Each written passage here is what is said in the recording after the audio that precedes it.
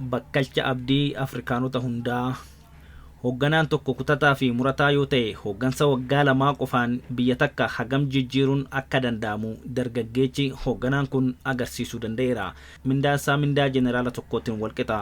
Waggoota lama qofa keessatti manneen barnootaa 1,100, hospitaala guddaa tokkoo fi kiliinikoota 50 ol ijaarsisuu danda'eera.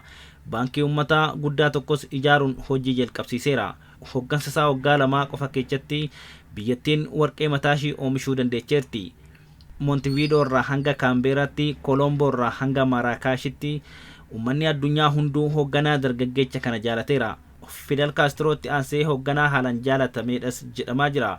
Waggoota hedduudhaaf siyaasa addunyaarraa moggaafamtee kan turte Kuubaanis ambaasaaddara ishee gara Burkina Faso erguudhaan kabajaa fi dinqisiifannaa hoogganaa dargaggeecha kanaaf qabdu ibsiteerti.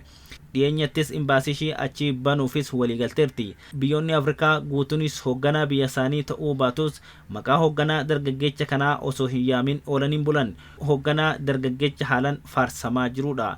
Yeroo ammaa kanatti uummanni gammadaan kami jedhamee yoo gaafatame hoogganaa dargaggeecha cimaa kana kan badhaafame uummata Burkina Faso ta'uu hin oolu. Harka fuunee akkam jirtu kabajamtoota miidiyaa hangaatu sagantaa keenya har'aa kanaan waa'ee hoogganaa dargaggeecha maqaa gaarii horachaa jiruu fi biyya isaa hooggansa waggaa lamaa qofatti jijjiirama dinqisiisaa argamsiisee isinii dhiyeechinaa nu waliin tura. Abdii Afrikaanota hundaa kan ture Toomaas Saankaraa baay'ee dinqisiifachuu bira darbee akka abbaa isaattis ilaala jedhameera. Umurii dargaggummaarra osoo jiruu miira guddaa biyya isaaf qabu akka horatetu himama. Hoogganoonni Afrikaa hedduun har'alleen afata diimaa afuudhaan hoogganoota akka Faransaay faa kabaja olaanaadhaan simatu. Hoogganaan ajaa'ibsiisan kun garuu biyyoonni dhiyaa addatti immoo Faransaay biyya isaa fi biyyoota dhiyaa Afrikaa hundaa qabeenya isaanii saamuudhaan hiyyummaa keessa tursiisuu akka fedha qaban haalaan kan hubate yoo ta'u sodaa tokko malee tarkaanfiis goota fudhateera. Hooggantoota yeroo ammaa aangorra jiran keessaa umuriidhaan baay'ee xiqqaanis isa jedhama. Waltajjiiwwan biyyoota addunyaa dhaqe hundarrattuu namoonni siyaasaa fi hoogganoonni biyyoota dhiyaa hunduu Afrikaanotaa fi uummata ishee ilaalcha akka daa'imaatti ilaalan kana akka jijjiirratanii fuulduratti falmuurraa goota duubatti hin jennedha. Dimokiraasiin fakkeessaa birmadummaa biyyaa dabarsanii kennuuf ragaa gahaa sossobaa akeekkate akka ta'e ifoomsuudhaan biyyi isaa bilisaan dhiibbaa dippiloomaasii kamirraayyuu walaba taatee waan isheef maluufiif akka gaggeeffattu goota gochuu danda'edha. Waggoota lamaan darban aangorra turetti guddinaa fi misooma ajaa'ibsiisaa hunda hammataa ta'e uummata isaatiif hoogganaa gumaachuu danda'edha.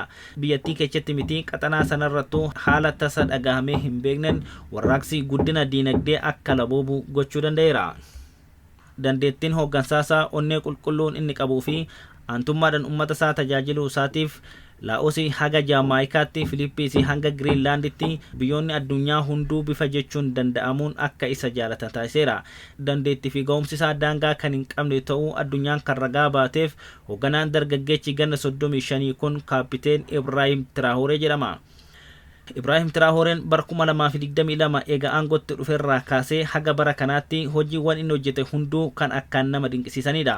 Akkaataa heera biyyattiitti eega gara aangootti dhufee booda mindaa pirezidaantii tokkoo siif kaffalla jennaan lakkii mindaan haga yoonaa fudhachaa ture naaf gahaadha jechuudhaan murtii isaa paarlaamaa biyyattii beeksisuun dideera. Ministeerota biyyattii irraas mindaa ji'aan argatan harka 30 irraa kuteera. Gama biraatiin ammoo barsiisotaa fi doktoroota dabalatee hojjettoota mootummaa roga adda addaarra jiran maraafuu guddina mindaa isaanii harka 50 gochuun hojiirras oolcheera. Traoreen akka aangoo qabateen hojiiwwan isaa jalqabaatiin tarkaanfii fudhatee humna waraanaa fi tika biyyattii akkaan dadhabaa ture deebisee haalaan ijaaruun akka biyyattiitti rakkoo nageenyaa fi shororkeessummaa ture guutummaan hambisuu ture. Burkina Faso qabatamaadhaan biyya birmadummaa ishee kabajamee fi daangaa ishee qabatamaatti eegame gochuuf akkasumas lammiileen biyyattii daangaa hanga daangaatti biyya isaanii keessa sodaa nageenyaa tokko malee socho'uun jiruu isaanii akka gaggeeffataniif xiyyeeffannoo addaa kennuun carraaqqiiwwan hedduus godheera. Yaada kanas galmaan ga'uuf jalqaba irratti hooggansaa fi miseensa waraanaa biyyattii waliin marii taasiseen waraana biyyattii onnachiisuu bira darbee nageenya biyyattiif kutannoo akka qabaatan gochuu danda'eera. Traoreen ergaa hooggansaa fi waraana biyyattiif dabarseen rakkoo waraana biyyattii keessa jiru haalaan kan hubatu ta'uu fi waraanni biyyattii yeroo kamuu dammaqinaan dhaabbachuu fi yeroo isaan of dagatanitti diinni isaan dagachiisee miidhaa irraan ga'uu akka danda'u gadi qabee hubachiiseera. Biyya ofii tajaajiluun kabaja ta'uu fi kanaafis ofitti boonuu akka qaban gorseera. Kanaafis jabaatanii akka hojjetan onnachiiseera. yeroo dhuma sana Tiraahoren walitti dhufeenya biyyoota dhiyaa wajjin qabu addaan kutuun fuula isaa gara biyyoota Raashiyaa, Chaayinaa, Kooriyaa Kaabaa fi kanneen birootti naanneeffachuudhaan waraana biyyattii jabeechuun hojii bu'aa qabeessa hojjechuu danda'eera. Yeroo ammaa kanatti raayyaa waraanaa Burkina Faso teknooloojii waraanaa yeroon irra ga'e hidhachuudhaan shororkeessitoota irratti tarkaanfiiwwan bu'aa qabeeyyii gurguddoo fudhachuu danda'eera. Isarratti darbee sodaa fi haleellaa alarraa itti dhufuu malu kamuu ofirraa qolachuuf humna dandeechisu horachuu danda'eera. Kana hordofuun biyyattiin guutummaatti nagaa akka qabaattuu fi biyyoonni alaa akka laafatti tuquuf kan hin onnanne gochuu danda'eera. Tiraahoren kanaanis osoo of hin dagatin humna waraanaa biyyattii guutummaatti guddisuun biyyattii sodaa shororkaa fi yaaddorraa eega qulqulleessee booda sababa waraanatiin biyyattii keessatti waggoota dheeraaf qe'ee isaanirraa buqqaanii kan turan lammiileen 600,000 fi 73,500 maatii tokkoof mana tokko ijaaruun gara qe'ee isaanii duriitti akka deebi'an gochuu danda'eera. Tiraahoren hojii guddaa kana karaa milkii qabuun eega xumuree booda kallattiidhaan xiyyeeffannoo isaa qonna, fayyaa, industirii fi albuuda irra gochuun guddina biyyattii irratti xiyyeeffateera. Itti fufuunis hoogganaan dargaggeessi kun beellama osoo hin qabaatin tiraaktaroota qonnaa 400 fi maashina midhaan sassaabu tileeroota 1,000 bituun qonnaan bultoota hojii qonnaa irratti bobba'an 1,400 qooduu danda'eera. Dabalataanis Tiraahoren waliigaltee waggoota dheeraa damee qonnaa wal qabatu Jarman waliin mallatteesseera. Bu'uura waliigaltee Ogaaduuguu Berlin Access jedhamuutiin Burkina Fasoon tiraaktaroota qonnaa dabalatee meeshaalee galteewwan qonnaaf oolan Jarman irraa kan argattu ta'aa jedhameera. Kun ammoo humna oomishtummaa qonnaan bultoota Burkina Faso haalaan dabaluu akka danda'u waan nama shakkisiisu miti. Dhimma kana irratti yaada isaa kan kenne pirezidaantii Tiraahoren jabaannee kutannoon hojjennaan namni midhaan nyaataaf rakkatu akka hin jiraanne gochuu ni dandeenya jedheera. Nu Afrikaanonni qabeenya qabnu haalaan beekuu qabna. Qabeenyi keenya hunduu gabbataadha. Bishaan keenya albuuda hedduun kan badhaadheedha. Bishaan qulqulluudha. Biyyeen keenya baay'ee gabbataadha. Yoo itti facaafannee kan biqilchuudha. Garuu haala nama gaddisiisuun beelli kan itti hammaatu Afrikaadha. Kun ammoo badii nama kamiiyyuu osoo hin taane dadhabbii mataa keenyati. Kanaafuu rakkoo keenya sirreeffachuuf yeroon ammarra sirrii ta'e hin jiru. Kana booda biyyi Burkina Fasoon maqaan ishii beelaa fi rakkoo wajjin hin yaamamu. Lammiileen biyya keenyas guyyaatti marroo 3 akka nyaachuu danda'an ni goona. Kanammoo yeroo dhiyootti akka dhugoomsinu ofitti amanamummaadhaan dubbadha. Akkuma ani jabaadhee hojjedhu isinis jabaadhatii hojjedhaa jedhee uummata isaa jaalatu kutannoon guute. Dhugumattis Tiraahoren damee qonnaatiin oomishtummaa dabaluunii fi midhaan nyaatan of danda'uuf sochii jalqabe kanaan Burkina Fasotti lafti qonnaaf ta'u kamuu akka lafa hin baane dhaadannoo jedhuun lafa qonnaa hundaa baasii mootummaatiin qochisiisuudhaan qonnaan bultootaafis sanyii midhaanii fi galteewwan qonnaa biroos haalaan dhiyeessuudhaan qonnaan bultoota biyyattiis fayyadamoo taasisuu bira darbee biyyattiin midhaan nyaatatiin akka of dandeechu gochuu danda'eera.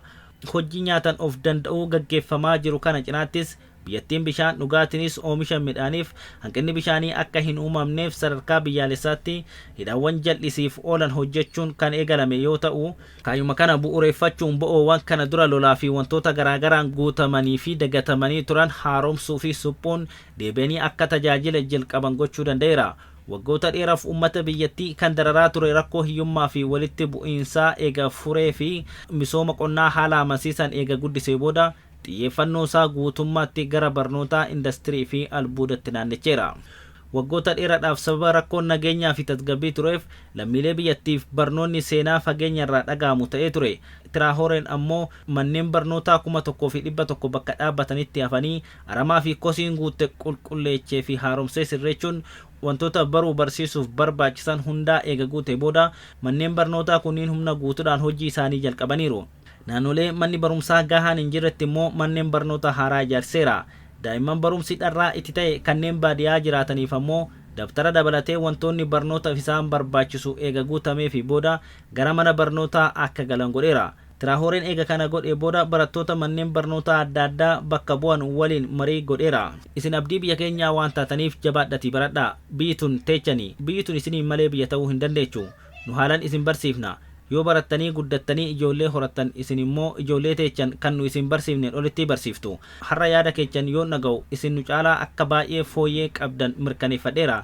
guddina keechan boruu fi biyya teechanis akka haalan gaggeessitaniif barnoota dhimma biyyaa murtaa haaraa akka argattan murteessineerra. Kun immoo biyya teechan akka jaalattanii fi kallattii jirtaniin gootota biyya keechanii akka taatan isin godha. Isin nuufis biyya teenyaafis abdii boruuti jechuunis gorseera. Dabalataanis rakkoo shororkeessummaa fi walitti bu'iinsan tajaajila isaanii addaan kutanii kan turan buufataalee fayyaa haaromsamanii suphamuun akka deebi'anii tajaajila eegalan godheera. Hospitaala guddaa haalaan ammayyaa'aa ta'ee fi tajaajila fayyaa hundaa kan hammate ijaarsisuunis hojii eegalchiiseera. Kanatti dabaluunis kiliinikoota bakkaa bakkatti socho'anii tajaajila 50 ol hundeechuun guutuu biyyattiitti bobbaaseera. Inni biraa immoo kan Tiraahooreen jalqabe daandilee konkolaataa fi baaburaa kan kutaalee biyyattii wal qunnamsiisanidha. Ijaarsi kun ammoo baasii doolaara biliyoona 10 kan gaafatu yoo ta'u, baasii kanas dandamachuuf ammoo birgeedii qaamolee mootummaarraa dhaabbilee ijaarsaa dhuunfarraa fi uummatarraa kan walitti babba'e hundeechuun waan barbaachisu hundaa guutuun ijaarsicha jalqabeera. Kanumaan wal qabachuun magaalattii keessatti rakkoo pilaanii fi dhaqqabummaa mul'atu kan qoratu akkasumas yaada furmaataa kan dhiyeessuu danda'u garee ogeeyyii tokko hundeechuun gara hojii galcheera. Hoggansi Tiraahooree industirii fi maanufaakcharingiifis xiyyeeffannoo addaa kennee hojjechaa kan jiru yoo ta'u, ijoolleen dargaggoonni fi ga'eessonni biyyattii humnaa fi dandeettii uumamaa isaanii akka fayyadamaniif galteewwan barbaachisoo ta'an hundaa guutuun industirii zoonii tokko hundeecheera. Tiraahooreen sirna baankii biyyattii irrattis imaammata yeroo gabaabaa keessatti jijjiirama qabatamaa fiduu danda'e hojiirra kan oolche yoo ta'u, uummanni biyyattii akka isaaf ta'utti kan itti fayyadamuu fi bilisa ta'ee kan itti qusatu seera baankii uummataa Treasury Deposit jedhamu hundeechuun hojii jalqabsiiseera. Kana cinaattis humna ibsaa yeroo yeroon ciccitu hambisuufis biyyoota michuusaa ta'an waliin ta'uudhaan warshaa ho'a lafaa humna elektirikaaf oolchuu danda'u hundeechuudhaan ijaarsarra kan jiru yoo ta'u, anniisaa humna nikuleeraa maddisiisu dabalatee filannoowwan biroo madda anniisaa ta'uu danda'a fayyadamuuf karoorfatee hojjechuu irratti argama. Ibraahim Tiraahooreen wanni ijoon xiyyeeffannoo isaa bifa addaan irra godhachuun kan ka'e inni biraa immoo damee albuuda irratti. Waggoota dheeraadhaaf qabeenya uumamaa biyyattiin qabdu kan saamichaa fi qisaasamaaf saaxilamaa ture guutummaatti hambisuu fi kaampaanota biyya alaa saamicha albuuda irratti bobba'anii turan hundumaa duguugee eega biyyaa baasee booda seektaricha irratti jijjiirama bu'uuraa fiduudhaaf beekumsa hawaasaa yookiin beekumsa biyya keessaa fayyadamuudhaan damee albuuda irrattis bu'aa ajaa'ibsiisaa argamsiiseera. Milkaa'inni Tiraahooreen damee kanarratti argamsiise kunis hooggantoota Afrikaa biyya isaanii qorkan bira darbee hooggantoota addunyaafilleen ergaa guddaa kan qabudha.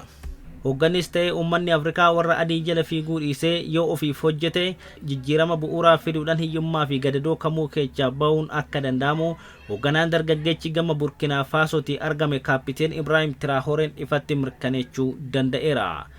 Kabajamtoota dhaggeeffattoota keenya hojii hoogganaa dinqisiisaa dargaggeessa gama Burkina Faasootii argame hojii isaa kan isinii dhiyeessine kana fakkaata. Hojii Kaapiteen Ibraahim Tiraahooree irra deddeebinee kan isinii dhiyeessinu ta'uu isinii ibsaa.